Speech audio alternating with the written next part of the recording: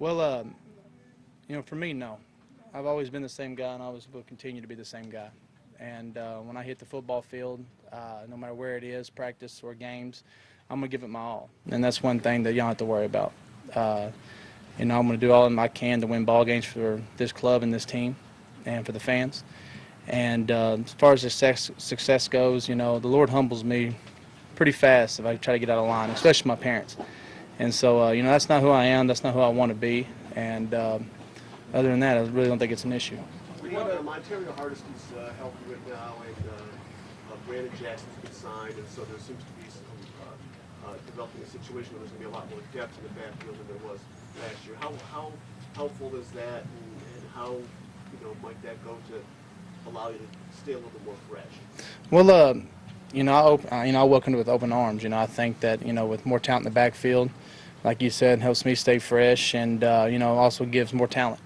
And I'm a very unselfish guy. I just want to win ball games, and if they get a lot of playing time or I get a lot of playing time, we got to make sure we go in there and we win ball games, and we'll let everything else take care of itself. Did you run out of gas at the end of the season at all? I don't believe I ran out of gas. I just think a couple of nagging injuries hampered me there towards the end, and I wouldn't say I got complacent, but maybe it kind of took its toll. What are your early observations about Coach Sherman?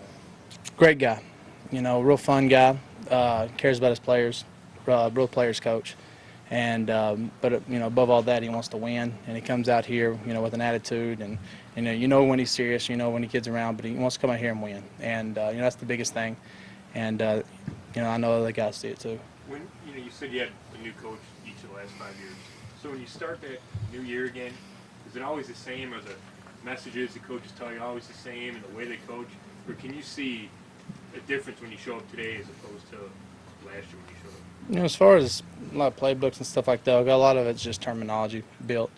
But, it's the man that comes in that, makes a difference as a coach. His attitude he brings, personality, and, the way that, he can attract guys to his style, and guys that want to be around him. And, I think that's what makes a great coach. And, different coaches have different ways, different philosophies to do things. And, I just feel that, the attitude you bring to the game makes you a great coach. Can you predict with some accuracy in your own mind how well you fit in the West Coast offense, your style? I was in the West Coast my first year in Denver with Coach Shanahan. And, to be a back, you have to be very versatile. And, to catch balls out of the backfield, to run the ball, a lot of stuff like that. And, coaches will do a lot of stuff, split you wide or do things that, display your talents. But, if you're willing to put in the work and you have the talent, you can do big things in this offense as a running back. For you, A couple more guys.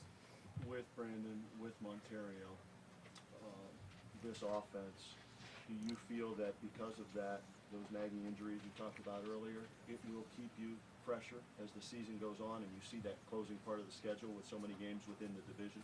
No doubt, and that's a great thing. In the league nowadays, you have a 2 or 3 back system. It's just how it is. So, you want to keep backs fresh. You want to keep them rotating. You want to keep them in a rhythm. So, if you have a lot of guys that have talent and go in there and do a lot of various different things, it's really good for your club.